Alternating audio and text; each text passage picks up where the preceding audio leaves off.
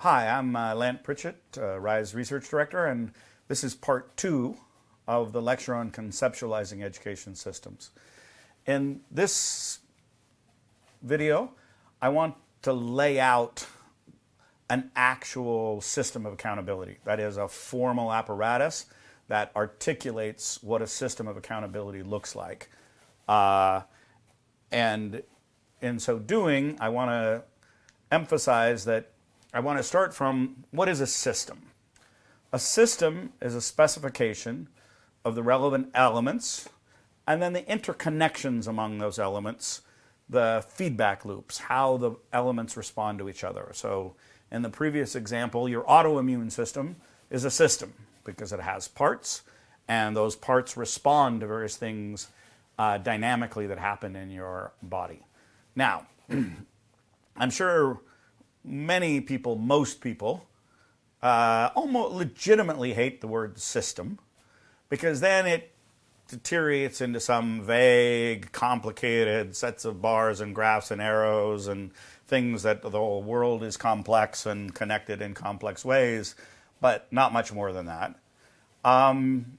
And just seems too complicated to be worthwhile, which is easy to then drive you back into, no, I really understood proximate determinants. Let me go back to that. So I'm going to try and lay out a system that we think, with iteration over many, many years, is about as simple as possible, but no simpler, which is a very famous phrase of Albert Einstein. He used to say a model of physics should be as simple as possible, but no simpler. And we should keep in mind that Albert Einstein's theory of general relativity results in 10 nonlinear partial differential equations that don't admit of any general solution. So as simple as possible doesn't mean simple. As simple as possible means as simple as possible, but no simpler. And non-system approaches are just too simple. The non-system approaches that don't articulate in a clear and coherent way what the system assumptions are is too simple to be relied on for guiding policy action. So this is the overall system. This is, I worked on the World Development Report 2004, which was about accountability and service delivery in the developing world. And it was a team of at least 7 people working full-time in this report for a year. And we spent a lot of time creating a graph that would express as simply as possible what our system framework was. So this system framework is not a random set of graphs and arrows and double-headed arrows. Each element of this graph actually has meaning. All of the boxes are actors. They are people. They are people maybe as aggregates of people, but they are people making decisions. So everything that's blue is a person. Everything that is red is a relationship of accountability between two types of people. So if we go to the far left of the diagram, we have a group of people called citizens, parents, students. These are the people in the country, in the region, in the province who politically are going to be the beneficiaries of state action with respect to education.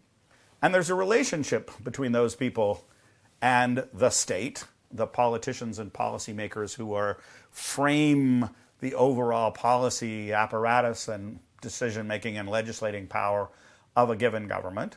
And we call the relationship of accountability between those two groups of people politics. And moreover, and I'll come back and sort of go around this diagram later, and moreover, each of these red arrows represents a given analytical structure of a relationship of accountability that is indicated in this graph by DFIM. And so I'm going to go to the board and articulate what we believe analytically a relationship of accountability consists of. So, and I'll start from a more kind of generic branch of the economic literature that looks at what we call principal-agent relationships. And you engage in these relationships all of the time, every day. Anytime you hire somebody to do something for you, you hire a plumber, you hire a doctor, you hire a lawyer, you hire somebody to make you a meal, you are engaging in a relationship in which you are the principal. You're going to sacrifice some of their own resources in order for someone else to do something on your behalf. So they're going to, in that relationship, you are going to be the principal, the one who decides what you want, and the agent is going to act on your behalf. Now, in any principal-agent relationship, the behavior of the agent is chosen by the agent. They choose what to do. Your lawyer is not completely constrained. You're not the only case he's working on. He has his own interests and objectives. And the idea of a principal-agent relationship from the principal's point of view is to construct it such a way that the agent is best off making decisions and engaging in behaviors that benefit the principal. In order to do that, there's what we call, there are the four design elements of the relationship of accountability. And those are delegation. Now, we spent a lot of time on this, and maybe I wished we would have chosen a different word. But delegation just means you ask the agent to do something on your behalf. And the delegation can be clear, it can be vague, it can be precise, it can be imprecise.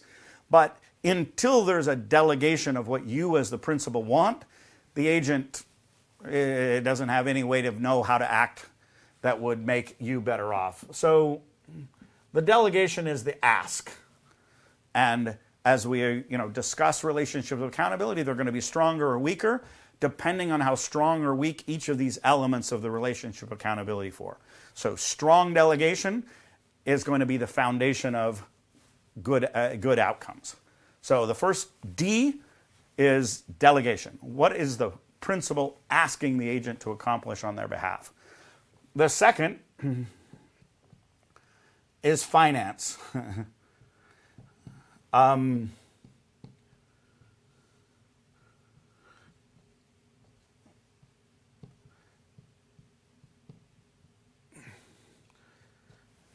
You have to present the agent with a sufficiently attractive offer that they're willing to do it. You as the principal can't go to a lawyer or a plumber and say, I want you to fix my plumbing, but I'm only willing to pay you 6 cents. Because agents, hopefully, for the most part, are free agents. They don't have to do stuff for you. They can do stuff for other people. And so they have to be offered a package of financial arrangements such that they're willing to engage in the contract. They're willing to engage in the relationship. Now, this finance, as we will see in a second, can be, you get paid more if you do a good job and less if you do a bad job. But on average, the finance has to be sufficient to induce the agent to engage in the relationship. The third element is information. And third is analytically, because the agent's behavior informs what information you receive. So the information is, how does the principal know A acted well? There's lots of uncertainty in the world. You can have a plumber come in, he can be the best plumber in the world, he can do the plumbing as best he knows how, and the plumbing could break down by random fluke a week from now. So the world is a noisy, hard to interpret place. So you have to ask yourself, how am I, once I have paid or am paying and structuring the payments to the agent who's acting on my behalf, what information am I collecting that will let me know whether I should continue to engage in this relationship and whether the agent, that is, has acted well on my behalf? Have they done the best they could given the circumstances? So information is an important part. If I collect no information about the agent's behavior, the agent has no direct motivation to act well on my behalf. Then the fifth element is motivation, which is the relationship between the principal and agent should be structured such that the agent is happier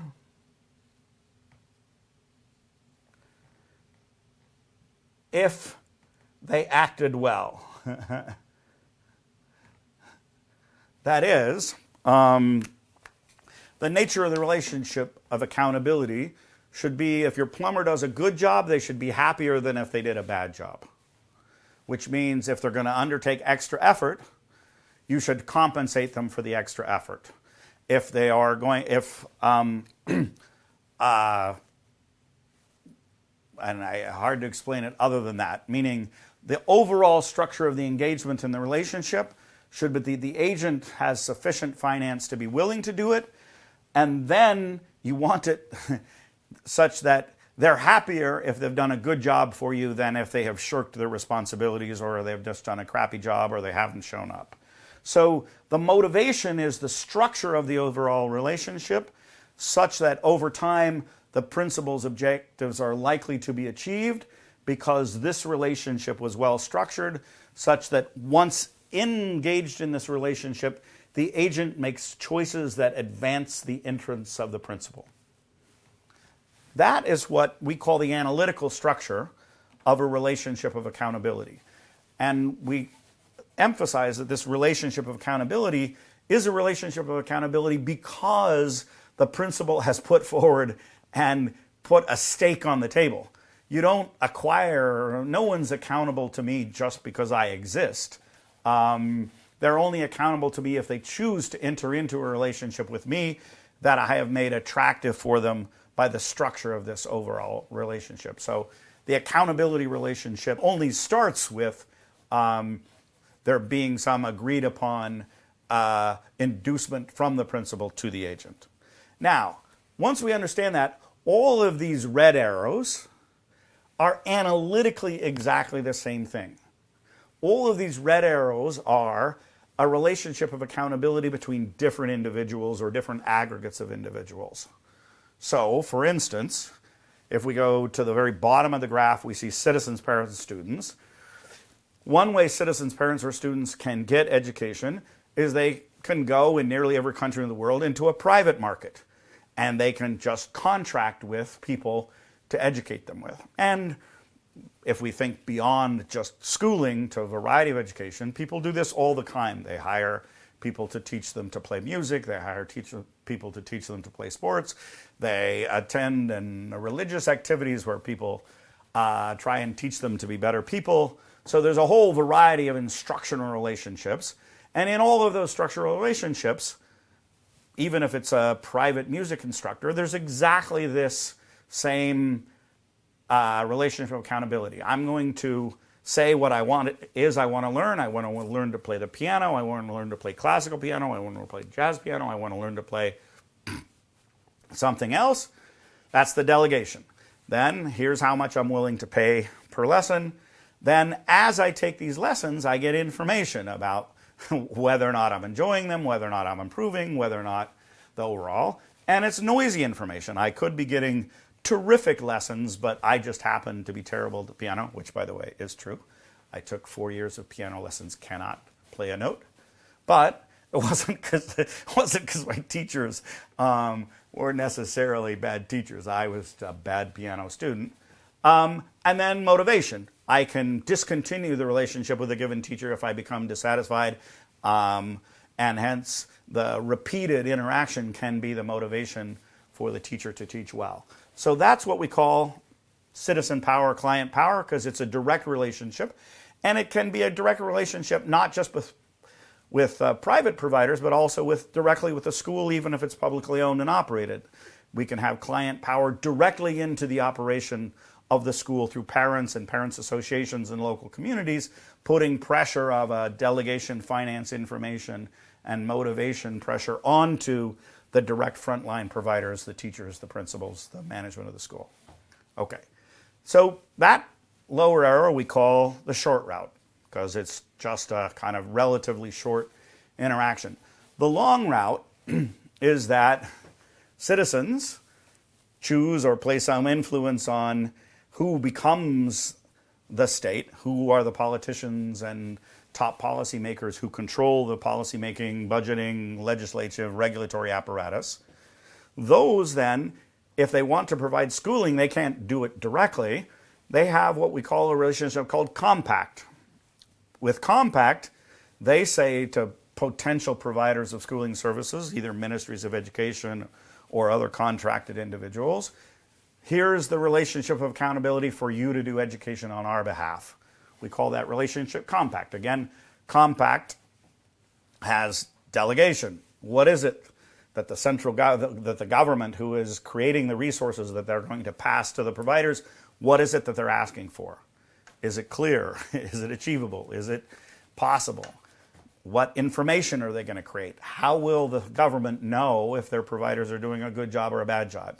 How do they motivate the providers of schooling to do a good job or bad job? And then finally, there's a relationship called management.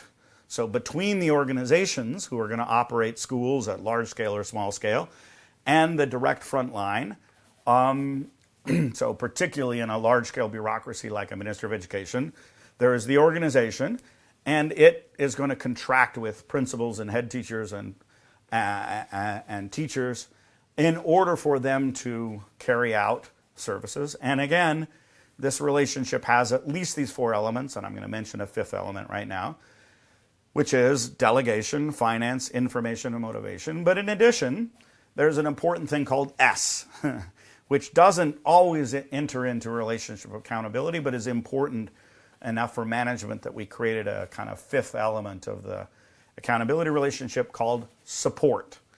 Support is, how am I, as the management of the organization, supporting the frontline workers in order to do better at accomplishing the goals I've laid out for them in the delegation? So how am I training teachers? How am I providing them with the tools and infrastructure they need? What's the support given to the frontline teachers in order that they can accomplish their tasks? And the overall design of support is an important part of managing any organization. So that leaves us with a 5x4 diagnostic for systems of basic education. We can say there's four relationships of accountability between actors who are human beings. There's politics of citizens to the state. There's compact, which is the state to the organizations. There's management, which is the management of the organization to the frontline engaged staff and professionals. And then there's voice or client power, which is the direct relationship between those engaged in school, the parents and students, and the teachers, principals, and management of the school. So not to the organization, but to the school. Those are the four accountability relationships. And then each of those relationships has up to 5 elements, sometimes 4, sometimes 5. Delegation. Is there a clear articulated ask from the principal? For instance, do ministries of education have a clear and compelling purpose of what they are trying to achieve that was articulated by the politicians and policymakers who authorized them to be providers? If yes, that's going to make it easier in some sense for the agent to act well. If no, it becomes very difficult, if not impossible, for the people managing the organization to know what to do. If it wasn't clear what you asked for, you can't expect high performance in achieving what you wanted. Second is finance. There needs to be adequate and adequately structured finance in order for the state. The state needs tax revenue if it's going to engage in education. Or the Ministry of Education needs adequate revenue and adequately structured finance if it's going to produce high-quality schooling. And then second, there's information, which is the principal has to have a way of knowing whether or not the agents are acting well on their behalf and in furtherance of the goals that are delegated. And finally, motivation, which we emphasize is not reduced to some pay for performance thing, but is motivation. It's true human motivation. Do teachers feel better when students achieve certain things than if they don't? And part of that could be their compensation goes up.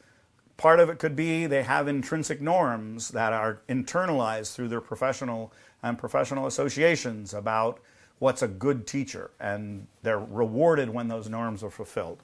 So we're not, by any stretch of the imagination, limiting what human motivation is to merely work for pay.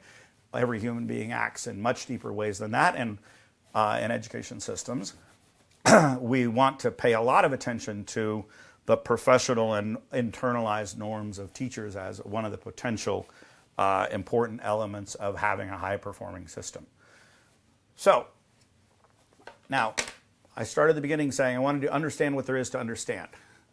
I am under zero illusion that by this schematic presentation that I've got, you've understood an accountability relationship and how to use it. What I hope you have understood is that there is such a thing, and moreover, that even if you hate this one that I've just presented, you need something like this.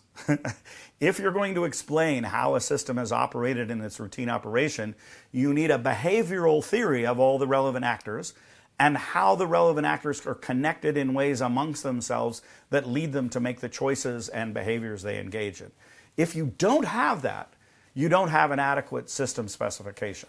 I am not claiming that the one that I've just presented to you is the best that there will ever be, but it's one. It's something that has been developed that tries to meet the criteria of being an articulation of a system of basic education, and it focuses around an analytical relationship of the feedback loop between human beings called accountability, and it provides a very broad interpretation of accountability and this overall relationship that we feel gives us lenses into understanding why some education systems perform very well and some perform very badly. So that's the end of part 2. Thank you.